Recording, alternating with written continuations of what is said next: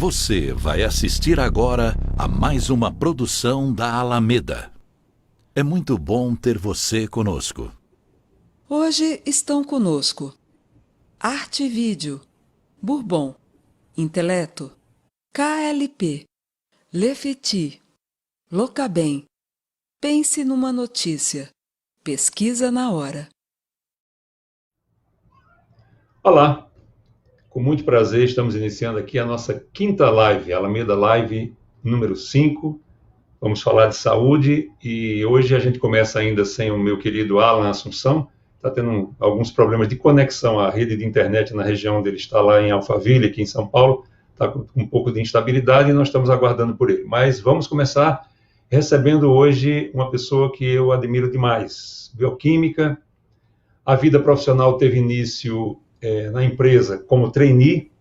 Hoje é a presidente executiva do Grupo Sabin. Há muitos anos, destaque em todas as listas de as melhores empresas para trabalhar. Minha cara Lídia Abdala, muito obrigado por estar aqui conosco. Boa tarde. Olá, Heraldo, boa tarde. Obrigada pelo convite, por estar aqui compartilhando um pouquinho, da nossa história, da nossa experiência. Muito Estou bem. à frente do... Pois não, pode falar. Desculpe. Estou já no SEIB há 20 anos, bastante tempo. Apenas. E para a gente começar, Lídia, conta um pouquinho dessa sua história tão interessante, tão bonita no Grupo Sabin. Você começou como trainee e hoje ocupa o principal cargo executivo da empresa. Sim, eu entrei como trainee em 99 no SEIB, vai fazer 21 anos agora no segundo semestre. O SEIB é uma empresa que tem isso na sua essência, a valorização das pessoas, o investimento na capacitação, no desenvolvimento. E eu digo que quando eu entrei no SEIB em 99, era uma empresa pequena, que estava investindo nos seus sistemas de qualidade. O SEIB é uma empresa fundada há 36 anos, em Brasília, no Distrito Federal, por duas mulheres, que são bioquímicas também, doutora Janete e doutora Sandra, que criaram a empresa como um sonho, como a realização de um sonho, e que ela fosse boa para as pessoas, para o cliente, para a sociedade, para os colaboradores. Eu entrei em 99, sou bioquímica de formação, sou mineira, me formei na Universidade Federal de Ouro Preto, e então vim para Brasília recém-formada. Sempre quis trabalhar com medicina laboratorial. Então tinha essa vaga no SEIB, foi quando eu entrei. E o SEIB sempre teve um modelo de gestão participativa, de envolver as pessoas na estratégia do negócio, na estratégia da organização. Então, eu digo que o SEIB foi crescendo e eu fui crescendo junto ao longo desses anos. Em 2003, eu assumi o primeiro cargo de gestão de gerência, que fui gerente técnica, atuei muitos anos na área técnica, e em 2010, foi quando o SEIB tomou a decisão de não vender, de não fazer nenhuma fusão, aquisição e seguir crescendo. Foi quando a gente fez, então, o nosso plano estratégico de crescimento. Ali nós já éramos o maior laboratório de Brasília e tínhamos já um reconhecimento nacional por ser uma empresa que valorizava as pessoas, pelo seu modelo de gestão de pessoas, pela qualidade do serviço, pela entrega. E então foi quando a gente desenhou o nosso plano de crescimento geográfico. E aí a empresa começou em 2012 fazendo compras de outros laboratórios em outras regiões do país, e assim fomos crescendo. Em 2013, então, a empresa já estava crescendo geograficamente, a doutora Janete e a doutora Sandra decidiram implementar um modelo de governança corporativa, e nada mais coerente com a filosofia da empresa de escolher uma pessoa de casa para assumir o cargo de presidente. Então, a partir de 2014. Eu assumi o cargo de presidente executivo em janeiro de 2014, tem 6 anos e meio, e eu digo que é uma empresa que valoriza muito não só o crescimento, o envolvimento das pessoas, mas também a diversidade. Eu digo que aqui no SEIB cada um pode ser do jeito que é. Assim são as mulheres, assim são os homens. O SEIB é reconhecidamente uma empresa de mulheres, 77% do quadro é de mulheres, 74% de liderança feminina. Então, é uma empresa que levanta muito, né, a bandeira mesmo do protagonismo feminino. A gente tem uma atuação forte nisso, porque a gente entende que também é nosso papel, né, social estar atuando, né, nessas frentes também, mas que vai muito além, né, do protagonismo feminino. Nós valorizamos a diversidade como estratégia para a empresa, a diversidade como um diferencial estratégico para a empresa. É assim que a gente traz as pessoas, né, para se sentirem acolhidas, valorizadas, para terem orgulho de trabalharem aqui, para se sentirem incluídas, né, nesse ambiente. E eu digo que muitas vezes a gente fala de inovação, a gente procura como olha para consultorias, como ter um ambiente diverso, como criar, né, uma empresa diversa, uma empresa inovadora.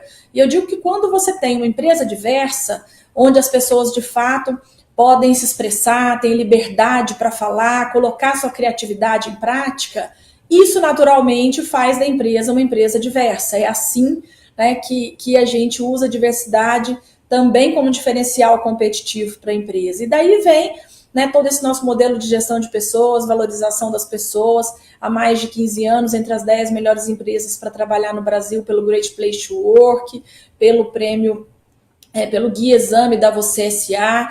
Este ano foi um ano para a gente muito importante, porque foi um ano de em meio a essa pandemia, né, com todos os desafios que estamos vivendo, sendo uma empresa de saúde, tendo que estar na linha, né, de frente dessa pandemia. Agora, em junho, nós recebemos o reconhecimento do Guia Exame de Diversidade como a empresa do ano, a empresa mais diversa, entre as mais de 90 empresas que participaram do Guia.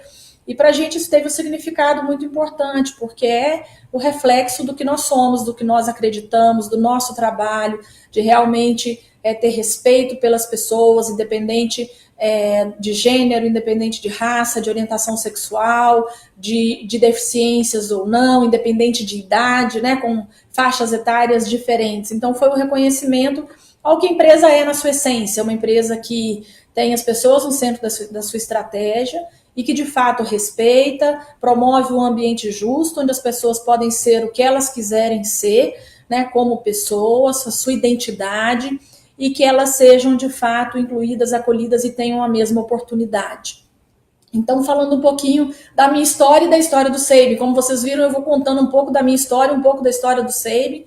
Aqui em Brasília eu me casei, né, tive meu filho há 13 anos, eu tenho um filho, Lucas, de 13 anos, e eu digo que a minha história também se confunde com a história do SEIB, tanto de crescimento, né, de vida pessoal e profissional também. Lídia, uma coisa que me impressiona muito no SEIB, eu fui cliente do SEIB quando morava em Brasília, essa coisa de você dizer, a minha vida se confunde com o SEIB.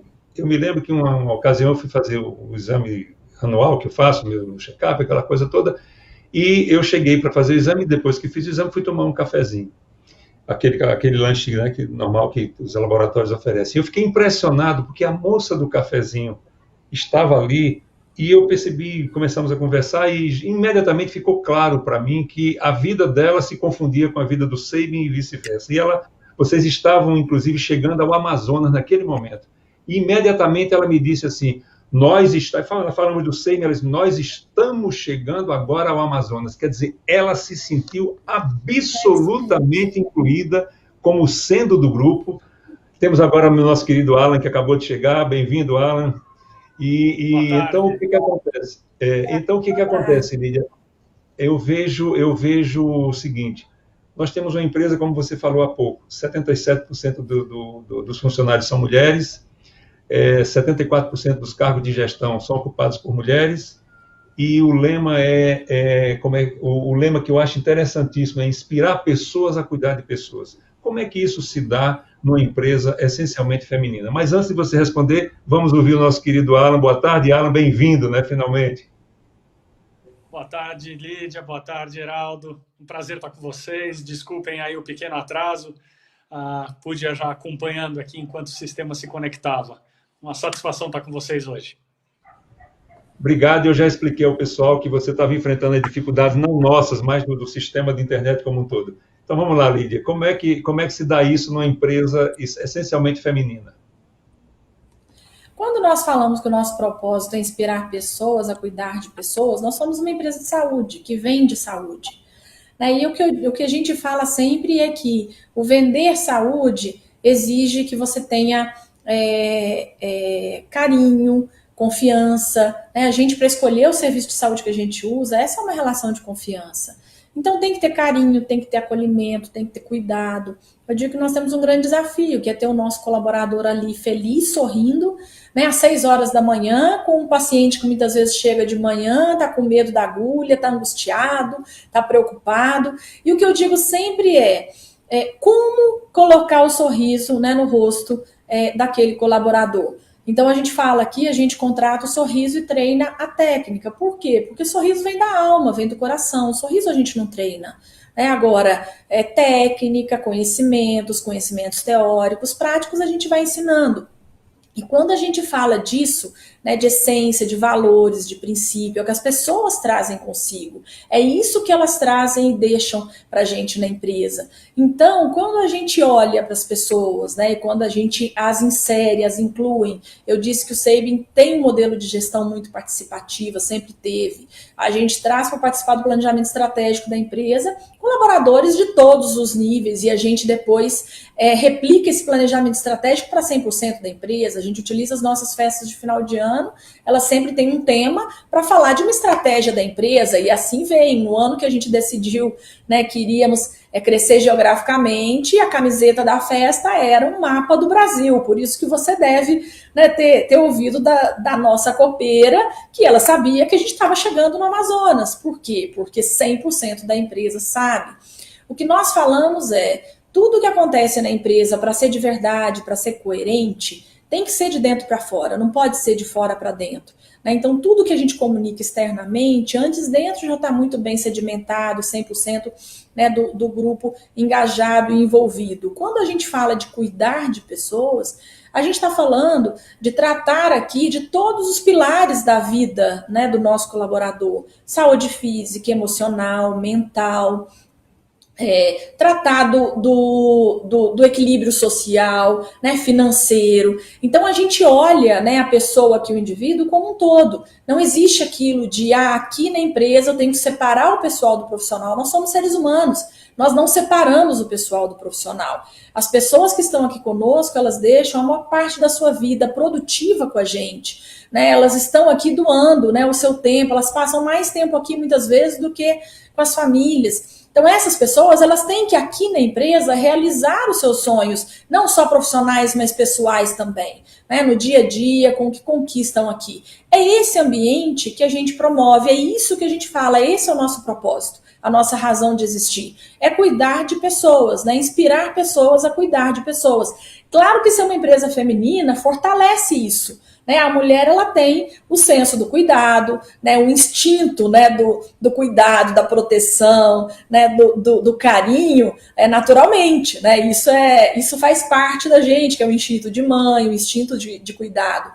Então, ser uma empresa, né, com tantas mulheres, sem dúvida alguma, fortalece esse que é o nosso propósito, que é a razão de existir. Quando a gente fala de inspirar pessoas a cuidar de pessoas, não só a empresa, o líder cuidar, né, das pessoas da sua equipe, mas é a gente também conseguir influenciar nossos colaboradores, sociedade, comunidade, parceiros, a estarem cuidando de quem estiver à sua volta.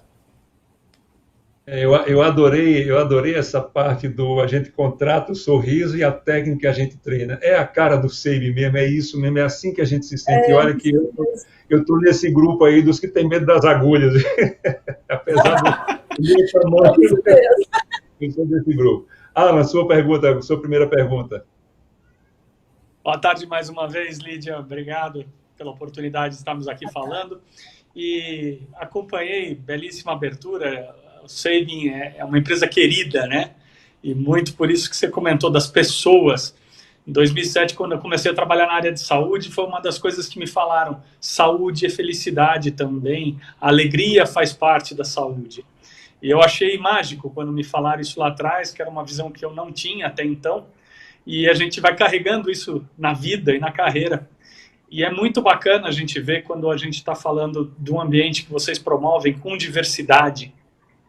Porque isso traz, o Brasil é um país extenso, são vários países dentro de um país, E quando você fala de uma diversidade dentro da empresa, você ainda está tratando mais ainda a comunidade, diversidade da comunidade, daquela região ou daquele grupo da empresa. E você foi, na minha opinião, parabéns, muito feliz quando falou da diversidade como um diferencial estratégico. Queria entender um pouco mais como é que você une essa diversidade dos profissionais, das culturas, frente ao crescimento do Sabin, porque não é fácil, quando vocês tomam decisão lá atrás, não vamos ter um investidor ou vender o Sabin, vamos crescer com o nosso esforço. O apoio de toda essa equipe é fundamental para esse sucesso. Queria entender um pouquinho mais dessa estratégia. Sem dúvida. A gente fala muito de diversidade. Quando a gente fala de diversidade, eu digo sempre que diverso nós somos, né? O Brasil é diverso. Então, as nossas empresas, a maioria delas é diversa. As oportunidades é que muitas vezes não são as mesmas, né? E aí a gente fala de inclusão. De fato, quando a gente fala de liderança, quando a gente fala de promover pessoas para áreas estratégicas, para projetos novos, que você traga, né, perfis diferentes, pessoas diferentes, porque isso é o que traz a riqueza, isso é o que faz o seu negócio mais competitivo. Agora, isso é cultura, né? Então, assim, para a diversidade e para a inclusão acontecer de fato dentro da empresa, você tem que criar isso como uma cultura organizacional, que é o que acontece no Sabin. E você tocou num ponto muito importante, que é o Brasil é diverso. Hoje o Sabin está em todas as regiões do país. E é um país muito heterogêneo, né, com diversidades culturais absurdas. Cada lugar que a gente chega tem um costume, tem um jeito de ser. A gente recebe pessoas no grupo, né, completamente diferentes, culturalmente diferentes também. Então a gente tem hoje, claro, uma metodologia, né, de integração que nós falamos, que é exatamente do falar, do comunicar. A gente utiliza muito comunicação, muitas ferramentas de comunicação, né, de estar falando isso que eu estou falando aqui com vocês, dos nossos valores, do que é valor para nós, do que é importante para nós, do que o Sabin quer oferecer para o nosso cliente. Mas, de novo, né, a gente fala muito de essência, de valores, e isso, valor nada mais é do que as pessoas, do que vem com as pessoas. E quando a gente fala de pessoas, a gente está falando de diversidade de perfil, mas de homogeneidade e de alinhamento de propósito, de valores e de princípios. Então, mesmo em regiões diferentes, mesmo chegando em estados diferentes, trazendo, né, grupos diferentes, a gente também trabalha sempre, né, em ter pessoas que estejam alinhados ao nosso propósito, aos nossos valores e à nossa cultura. Assim a gente vai disseminando, né, quais são as nossas crenças, como que nós somos, o que nós queremos oferecer para o nosso cliente. Então a gente tem várias metodologias, né, dentro desse nosso processo de integração, e com diferentes tipos de treinamento, com diferentes materiais, para que as pessoas de fato conheçam a empresa, conheçam as nossas estratégias, né, o que nós estamos pensando, para que caminho queremos seguir. De novo, o fator crítico, né, de sucesso para o crescimento de uma empresa é o seu capital humano, né, são as suas pessoas. E cuidar destas pessoas, ter junto, né, isso é respeitá-las, de fato oferecer as mesmas oportunidades. Isso é o que é assim que você cria engajamento, é assim que você traz o engajamento das pessoas.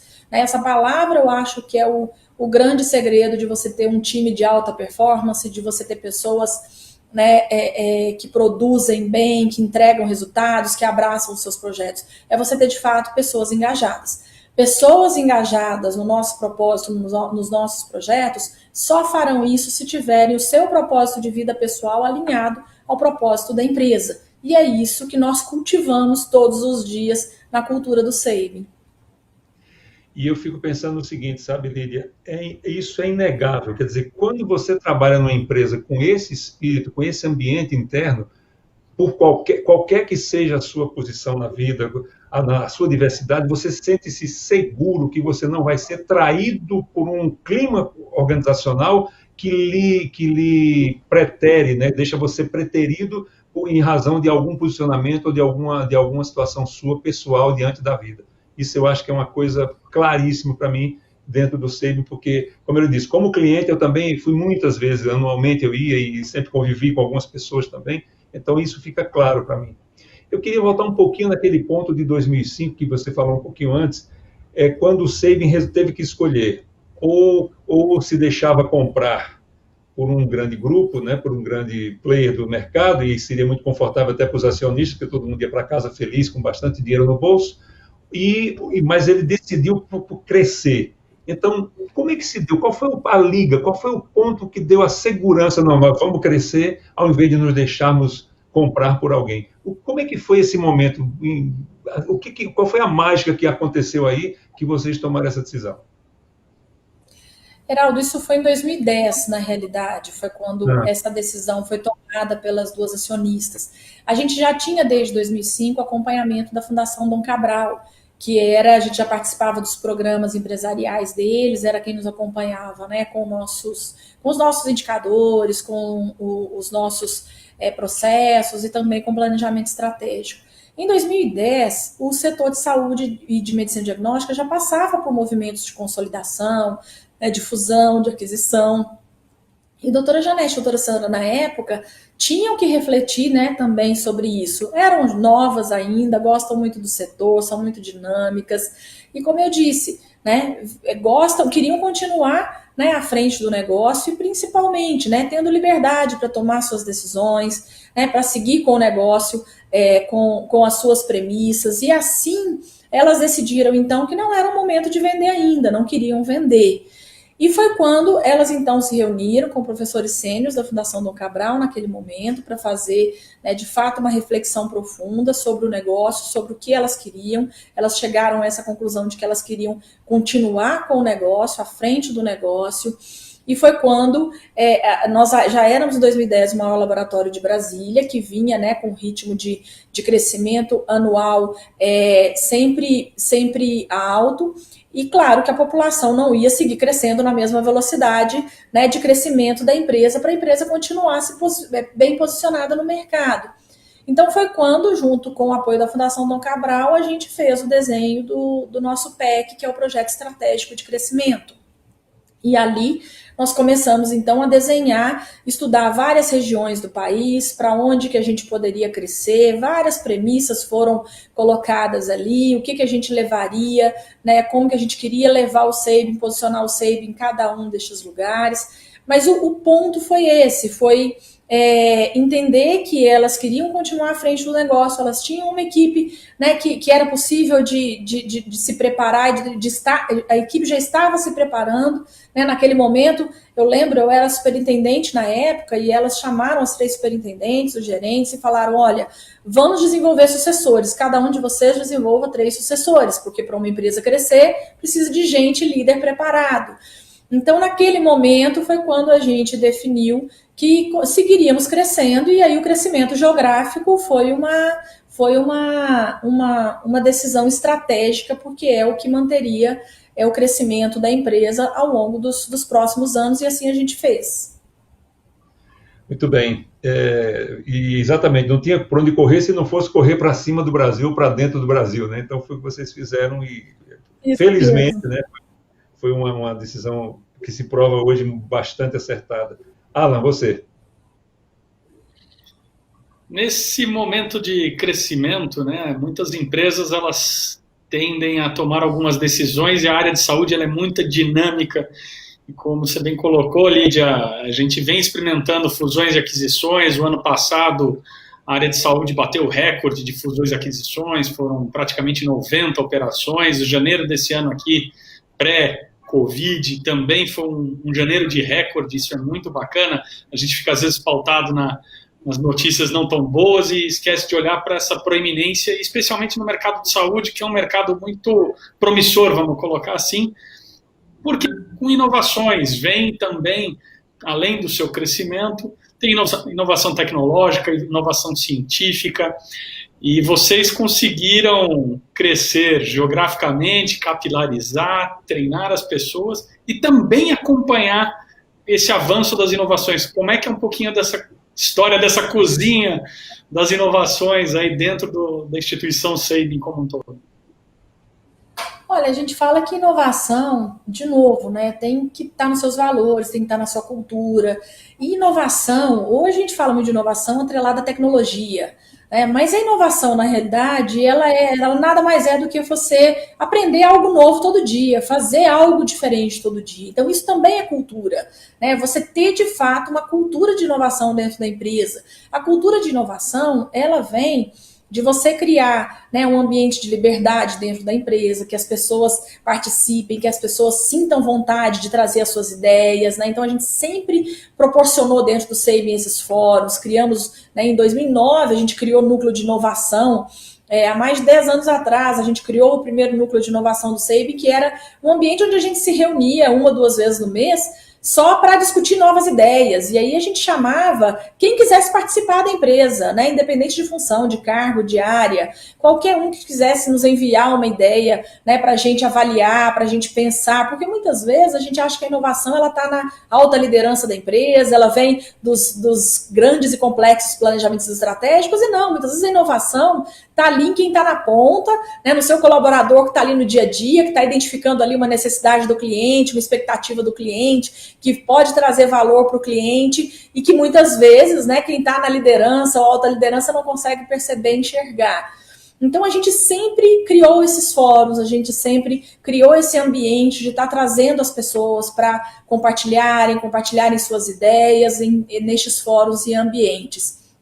E é claro, sempre houve, né, muito investimento em capacitação das pessoas, em participação das pessoas em congressos nacionais, internacionais, acompanhando as pesquisas da nossa área, trazendo, né, o que ia surgindo de novo, de novos exames, de nova tecnologia, né, equipamentos novos. A matriz está em Brasília, no Distrito Federal, que é fora aí do eixo, né, Rio-São Paulo, então foi um desafio também, né, trazer plataformas automatizadas, e a gente trouxe para quê? Para oferecer para Brasília, né, o mesmo diferencial que tinha São Paulo, que tinha Rio, de um exame rápido, mesmo exame mais complexo.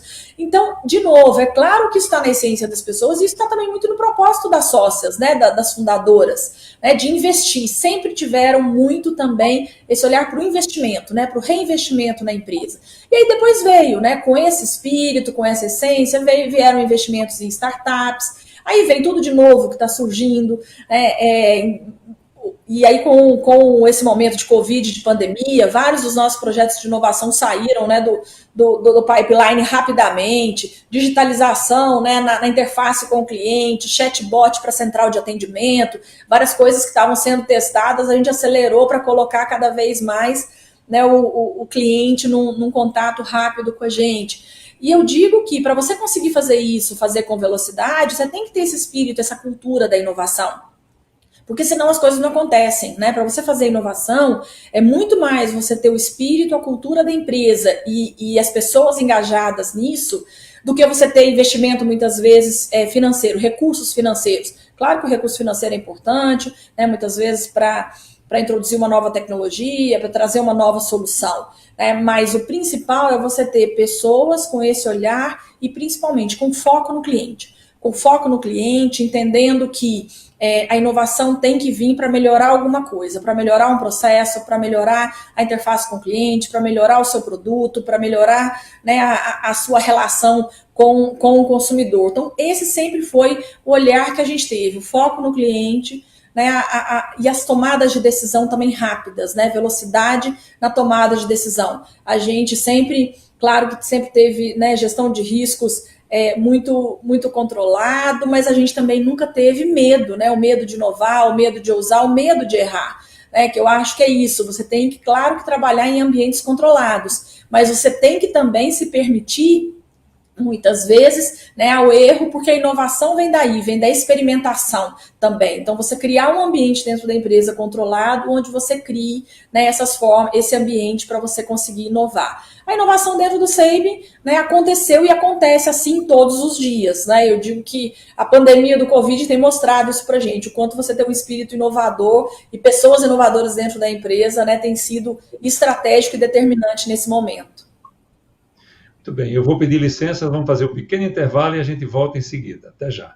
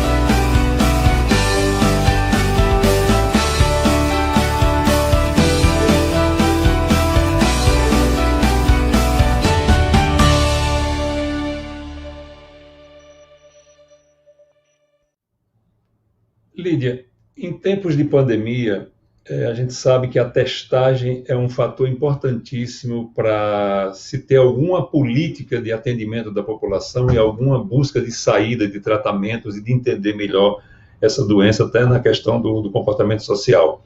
A gente sabe que o teste da Covid-19 é alto ainda, né, e não é acessível para todo mundo. Então, o que é possível fazer? Há alguma alternativa, alguma coisa a caminho para que esse teste fique mais acessível à população como um todo?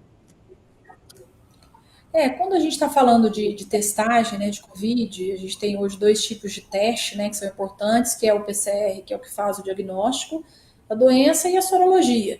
E eu acho que nesse momento, quando a gente fala de conhecer perfil populacional, o que vai ser importante para essa retomada, é muito mais a sorologia, conhecer, né, conseguir identificar aquelas pessoas que já tiveram contato com o vírus, com desenvolvimento de anticorpo. Ainda é muito incerto, a gente não sabe. A gente fala ainda de imunidade definitiva, né, que a gente não sabe se será definitiva ou não. Uma característica de vírus respiratórios é que eles se modificam, né? Então, por isso que a gente toma vacina da gripe, por exemplo, da influenza todos os anos, porque há a mutação do vírus e com isso a necessidade de você se vacinar para se proteger anualmente. Então, a gente não sabe como que será, né, esse comportamento do coronavírus daqui para frente. Hoje mesmo a sorologia ainda está com um custo realmente elevado, mas já há algumas possibilidades, né, sendo validadas no Brasil, que é dosagem de anticorpos totais, né, ou mesmo dosar, né, somente o IgG, e aí vindo testes com um custo menor, que eu acredito que nos próximos aí, talvez 30, 60 dias, a gente já tenha disponível no mercado. É claro que eu acho que a gente tem um grande desafio no Brasil. O Brasil é um país continental, né, com grandes diferenças, muito heterogêneo. Então, não adianta a gente achar que a gente vai ter um plano, seja de testagem, seja de retomada, igual para todas as regiões, tanto que a gente está vendo a epidemia chegando em diferentes momentos nas diferentes regiões, né, com impactos e prevalência diferente. Agora, sobretudo, essa testagem, né, da sorologia, dos anticorpos IgG, ela vai ser muito importante para a gente definir, principalmente, epidemiologia, né, o quanto depois a gente vê, o quanto as pessoas, né, primeiro, já entraram em contato com o vírus, desenvolveram ou não anticorpos, né, criaram ou não essa imunidade temporária, por quanto tempo terão essa imunidade, né, para assim, quando chegar, né, a vacina, a gente conseguir também fazer um planejamento mais adequado e mais eficaz, né, de planos de vacinação para todo o Brasil. Então, eu acredito que nos próximos 30, 60 dias a gente tem algumas outras opções de sorologia com um custo menor. E aí sim, né, a gente vê em cada estado, como eu disse, o Brasil é muito grande, né, e aí vai depender, sim, claro, de políticas públicas, né, que tem que vir, né, de governo e tudo, até para a maior parte da população que depende do SUS poder ter acesso não só à testagem, mas num futuro aí à vacina também. Alan, você. Essa é uma visão muito boa, sim, Lídia, sem dúvida. Um país do nosso tamanho, a gente esquece a grandiosidade do Brasil no nosso dia a dia. A gente vê hoje notícias de grandes cidades ou grandes centros e regiões fazendo lockdown de volta por conta de uma segunda onda. Se fala aí da ação do gene, mas a gente vê que tudo isso mexe um pouquinho aí com o senso de cada um, falar das pessoas de novo. Então, como cada pessoa segue as orientações ou como ela contribui. Eu tenho visto muito na rua, às vezes, as pessoas sem máscara, vão falar o celular, abaixam a máscara para falar o celular, não faz diferença nenhuma, poderia manter a sua segurança de quem está em volta. E as pessoas esquecem que vivem num todo, né? Então, quando eventualmente ela se expõe ao risco e adoece, ela está virando um número, infelizmente, que prejudica a estatística e a vida das outras pessoas. Como é que foi aí no SEIB o estabelecimento desse protocolo? Porque isso foi uma novidade, né? Nós nunca, nem o Brasil e nem o mundo, viveu uma situação dessa. Eu vi algumas clínicas, alguns laboratórios, algumas unidades fechando por um pequeno tempo, até definirem com mais clareza aí o que era esse protocolo, como seria feito. Como é que foi o SEIB e como é que os pacientes, os clientes, na hora de agirem com esse novo momento? Como é que isso discorreu, Lídia? Bom, na realidade está discorrendo ainda, né, Alan? A gente aqui no Distrito Federal. E aí, assim, um grande desafio nosso tem sido esse também, a gente tomando as decisões, né, os protocolos, em diferentes momentos em cada região do Brasil, porque, por exemplo, nós somos o maior laboratório de Manaus, Amazonas, temos operação em Belém, vocês acompanharam o que aconteceu, né, em Amazonas, Manaus, lá em abril, maio, quando o Distrito Federal estava a curva bem achatada, né, com um número baixo de casos ainda, e Manaus lá com o sistema colapsado. Então, assim, as nossas decisões, protocolos, eles foram tendo que serem adaptados e implementados em diferentes momentos para as diferentes regiões. O que nós colocamos muito claro desde o início, assim, que nós focamos, né, toda a nossa energia foi em proteger os nossos colaboradores, saúde e segurança das nossas pessoas, dos nossos colaboradores, e em oferecer formas seguras de atendimento para o nosso cliente. Então, naquele primeiro momento, os clientes em isolamento, a gente triplicou a nossa capacidade de central de atendimento, de agendamento, de serviço domiciliar. Os procedimentos eletivos, nos primeiros 30 dias, reduziram bastante, nós chegamos a fechar 30% das nossas unidades por um período, e um mês depois a gente foi reabrindo.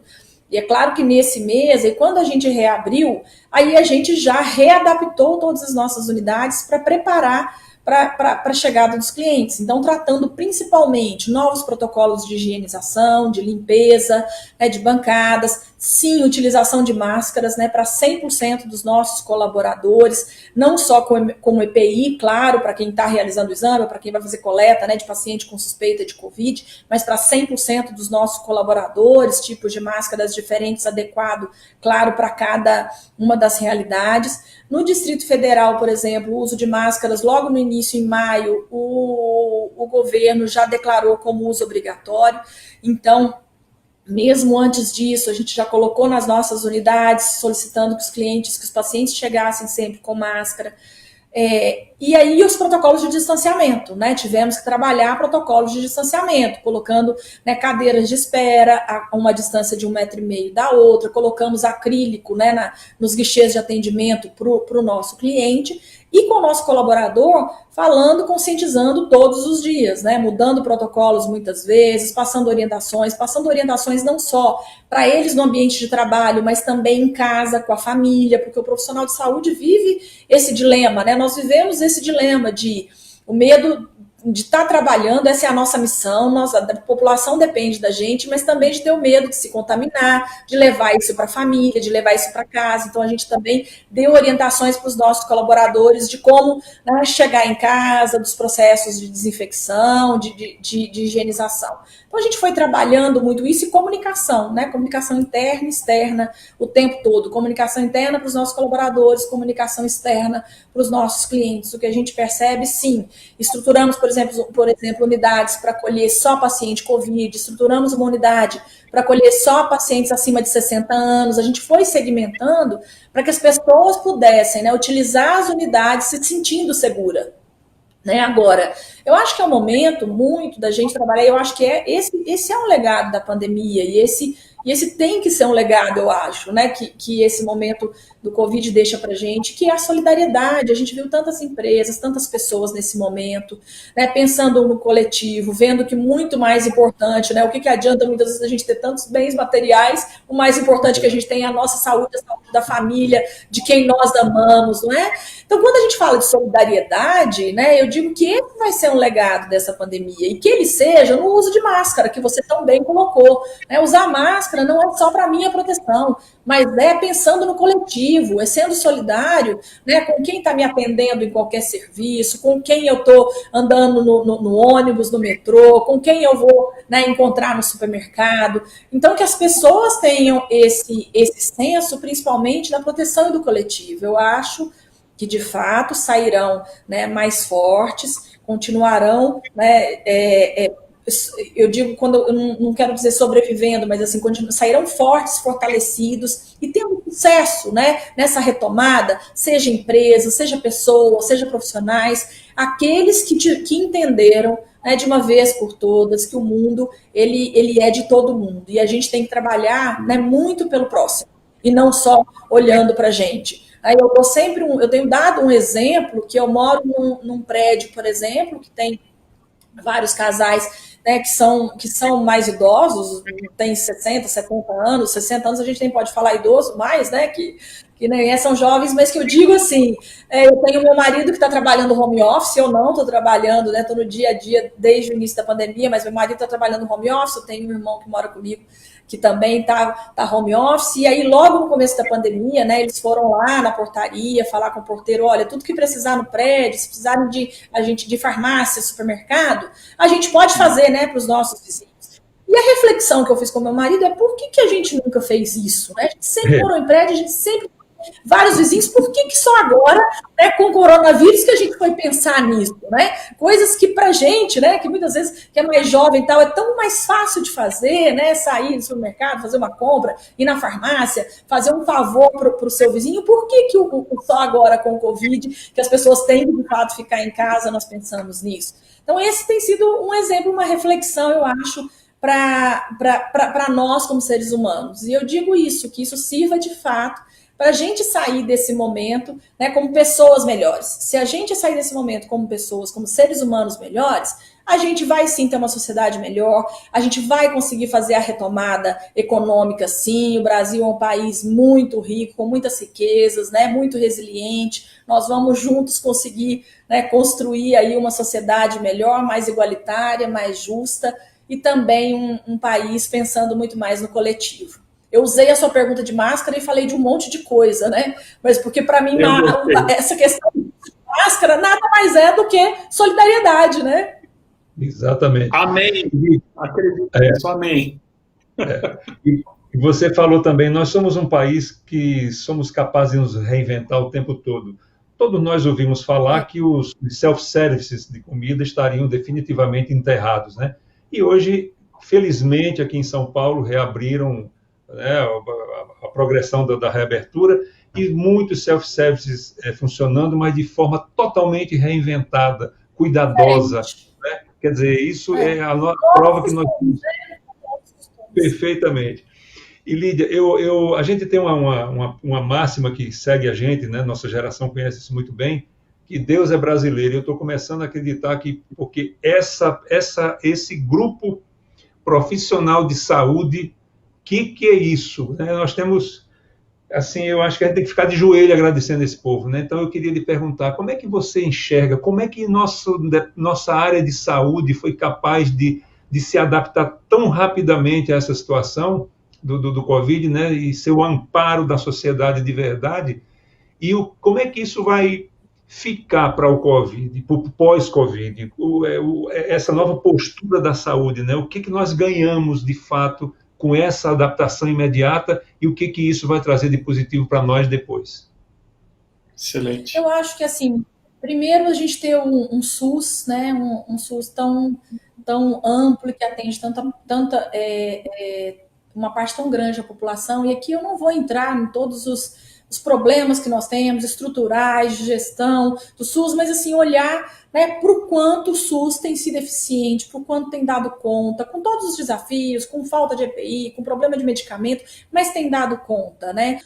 O SUS se mostrou importante nesse momento, a saúde suplementar também, a gente ter uma medicina privada, uma saúde suplementar que atendesse, né, bem a população. Então, eu acho que, na realidade, a gente viu que cada vez mais a gente tem que trabalhar tanto com o serviço público quanto com a saúde suplementar integrados e pensando, né, na assistência e no paciente. Quando eu penso nesse pós-Covid, eu acho que, de novo, o que fica é a gente conseguir encontrar cada vez mais saídas e soluções para fortalecer esse nosso sistema de saúde cada vez mais, trabalhando integrado, né, fortalecer e estimular talvez a nossa indústria nacional. A gente viu que um dos maiores desafios, né, em todo este momento de pandemia, sem dúvida, foi depender de insumos, de EPIs, né, de reagentes, de equipamentos, né, importados. Então, a gente tem uma indústria nacional que é uma indústria tão rica, com possibilidades de produzir tanta coisa no Brasil. Talvez essa seja, né, uma das oportunidades aí na retomada da gente fortalecer cada vez mais a nossa indústria nacional, a ciência e pesquisa, né, o quanto o investimento em ciência e pesquisa é fundamental. A gente viu isso, a gente está vendo aí Fiocruz, Butantan, na linha de frente já, né, pensando nas pesquisas de vacina, já se preparando para a produção. Então, nós temos pesquisadores, nós temos profissionais, nós temos, né, instituições muito fortes e capazes, né, de fazer a diferença aí nesse pós-Covid. E essas instituições absolutamente conectadas com o mundo, né? Com instituições do mundo também, que elas sempre foram de primeira linha, né? Que isso é... E outra coisa, né, Lídia, fica claro para... Pois aí, fica claro para nós a importância do SUS. E você sabe, você é uma mulher bastante experiente na área de saúde, está nisso há tantos anos, a sua vida na área de saúde, e você sabe como o SUS é reconhecido no mundo inteiro como um sistema muito bem montado, muito bem pensado. Então, cabe a nós agora, como sociedade, exigir que esse sistema funcione como funcionou agora. Quer dizer, ele merece todo o apoio da gente agora, toda a exigência da sociedade. Isso, exatamente, para que não faltem as coisas, porque não faltam as coisas, é que elas não estão levadas até lá, porque a competência dessa gente está aí, está mais do que provada para todos nós. Alan, você. É isso mesmo. Lídia, uma pergunta em torno de inovação, aí um grande amigo que é da área de saúde, apaixonado por novas tecnologias, inovações, gosta muito de você, Antônio Carlos Endrigo, estive conversando com ele, e eu conheço o Endrigo já há muitos anos e a gente sempre falou de telemedicina, né? E a telemedicina agora foi um dos movimentos que eu gostei muito do que aconteceu, faço meus votos também para que seja uma das transformações que tenham vindo para ficar, e como é que isso houve algum impacto ou há algum planejamento aí do Sabin em torno de telemedicina? Qual que é a sua visão sobre isso, Lídia? A minha visão é que a telemedicina veio para ficar. A gente fala de telemedicina como se fosse algo novo, do futuro, e eu digo que a gente, principalmente na saúde, a gente já faz telemedicina há tantos anos, né? Desde quando você compartilha um exame com um médico que está lá nos Estados Unidos ou que está em outra região, em outra cidade, para uma segunda opinião. Então, assim, empiricamente, no dia a dia, eu digo que a gente já pratica essa telemedicina. Que ela venha regulada, quem vai ganhar é o paciente. De novo, nós temos um Brasil muito grande, né, muito heterogêneo, com regiões tão distantes, onde a gente não tem, né, por que um paciente, né, lá do sertão, né, do Nordeste, um paciente que está lá em Manaus, na região Norte, não pode ter acesso a um especialista que está em Brasília, que está em São Paulo, né, que está em tantos grandes centros, ou mesmo fora do Brasil. E a telemedicina vem exatamente para trazer isso. Nós temos, sim, né, projetos, e quando eu digo de projetos de telemedicina, são projetos no sentido de conseguir conectar, né, várias soluções e plataformas que nós temos com dados dos pacientes, com as informações suas de prontuários, né, eletrônicos. A gente tem um serviço também de atenção primária. Então, da gente conseguir trabalhar isso junto com empresas e com operadoras, para, de fato, a gente construir um prontuário eletrônico único. E isso vai passar também por telemedicina, que é de trazer, de estar incorporando isso no nosso dia a dia. Lídia, como diz o nosso querido guru Francisco Balestrin, a telemedicina começou quando a mãe pegava o telefone e ligava para o pediatra para saber o que dava para o filhinho que estava com febre, né? Quer dizer, a telemedicina está aí. Lídia, nessa pandemia, nós vimos assim um grande crescimento da filosofia, da postura, da responsabilidade social das empresas. E eu acredito que isso deva ser uma tendência para o pós-crise, porque o que é bom a gente não volta, né? Ninguém perde o paladar, né? Quando você experimenta uma coisa boa, você não quer mais voltar ao ponto anterior, ou seja, sim, você faz por onde continuar nele. E, para terminar, a última pergunta, porque infelizmente nós temos o horário, qual o legado dessa pandemia para você?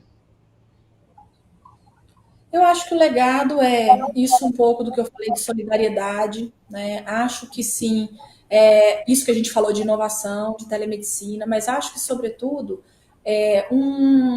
novos costumes e um novo comportamento das pessoas. Eu acho que é isso que a gente tem que pensar, né? Um novo perfil do consumidor, do paciente, desde o que é valor para mim, o que eu vou, né, cada vez valorizar mais, e a forma, né, de consumo eu acho que vai mudar, já era uma tendência que a gente já vinha vindo, a mudança do perfil do consumidor, e que a gente vê isso se fortalecendo cada vez mais. Eu acho que isso é o que fica pós-pandemia, um novo ser humano, né, novas pessoas com consumidores, com perfis diferentes, né, seja de consumo, de acesso aos serviços.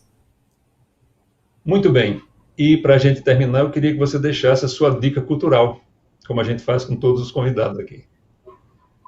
Ah, sim, a minha dica cultural, né, que você pediu para compartilhar, e eu li nessa quarentena mesmo, trabalhando, né, tanto ao longo dos dias, mas eu li um livro que eu já estava com muita vontade de ler há bastante tempo, que é O Momento de Voar, de Melinda Gates. Ela conta, na realidade, a história dela, né, como empoderamento feminino muda o mundo, e de como, né, tudo isso, e tem aí você colocou muito bacana, né, o prefácio aí a frase da Malala, este livro é um manifesto urgente por uma sociedade igualitária, em que as mulheres sejam valorizadas em todas as áreas, que é um pouco do que eu falei, de que a mulher ela pode ser o que ela quiser ser, onde ela quiser ser, em que área ela quiser ser. E a Melinda, ela conta muito, inclusive, das experiências pessoais dela ao longo da vida dela, né, morando em lugares diferentes, conhecendo culturas diferentes, e do quanto é desafiador, né, ainda para as mulheres, né, a depender da cultura, né, do país e do lugar, conseguir, né, estabelecer aí o seu lugar e ter, de fato, as mesmas oportunidades. Então, essa é a minha dica aí para vocês. E é interessantíssimo, né? Porque a Melinda, nesse livro, ela diz uma coisa extraordinária, que o mundo só vai mudar a partir do empoderamento das mulheres nas suas comunidades, daí para o mundo. É sensacional isso, né? E uma coisa exatamente isso. E uma coisa que me deixou impressionada é que nós estamos falando da mulher de Bill Gates, o homem mais rico do mundo, e mesmo assim ela diz que ela tem que lutar pela equidade dentro do casamento dela, né? Quer dizer, ou seja, é a luta diária mesmo da acomodação, da gente viver em sociedade, viver respeitando os outros e respeitando o espaço de cada um.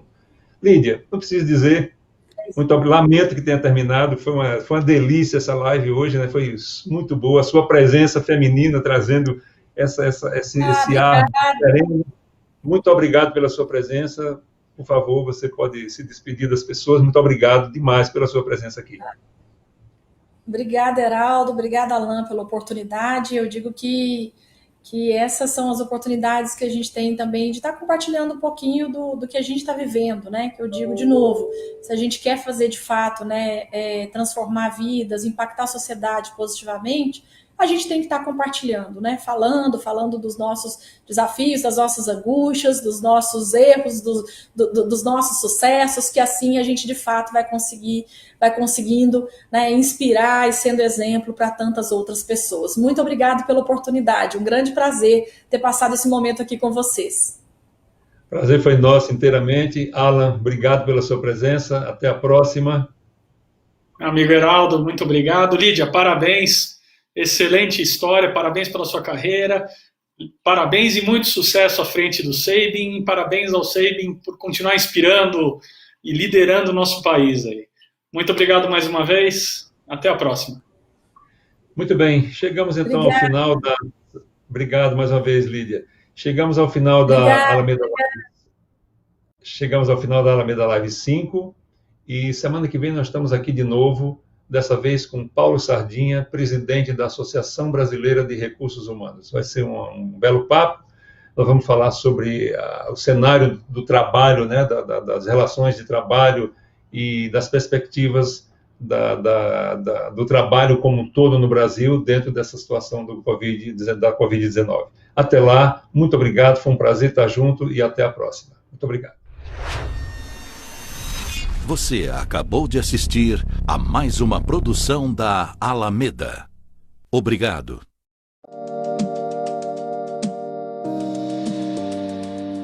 No início, nem tudo faz sentido, mas nós vamos encontrar o melhor sentido junto com você. Afinal, nossa especialidade é criar eventos, desde o conceito. No início, Tudo se resume a espaços vazios. E nós vamos ocupá-los da forma mais criativa e impactante. Tudo vai sendo cuidadosamente desenhado e as peças começam a chegar para a montagem do enorme quebra-cabeça.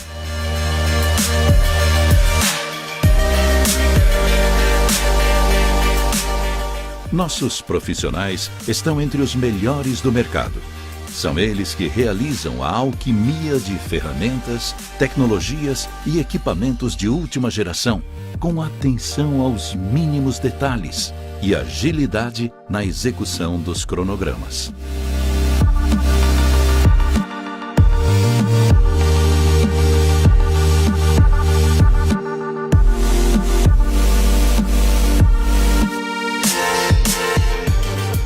Em pouco tempo, as peças vão se encaixando e revelam o cenário.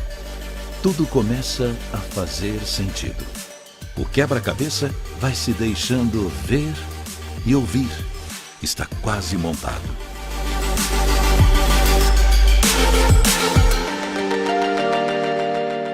Nós sabemos que seu evento é único.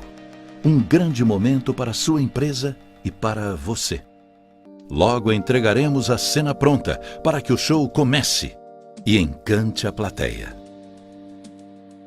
Quando as portas se abrem ao público, é hora de reforçar laços, promover novos relacionamentos, expandir fronteiras comerciais, transmitir conteúdos, fazer brilhar sua marca, sua mensagem institucional e seu portfólio de negócios. E nós estaremos sempre aqui, nos bastidores, oferecendo a segurança da nossa experiência profissional para que seu evento seja único, encantador e inesquecível. Este é o nosso jeito de atuar desde 1998.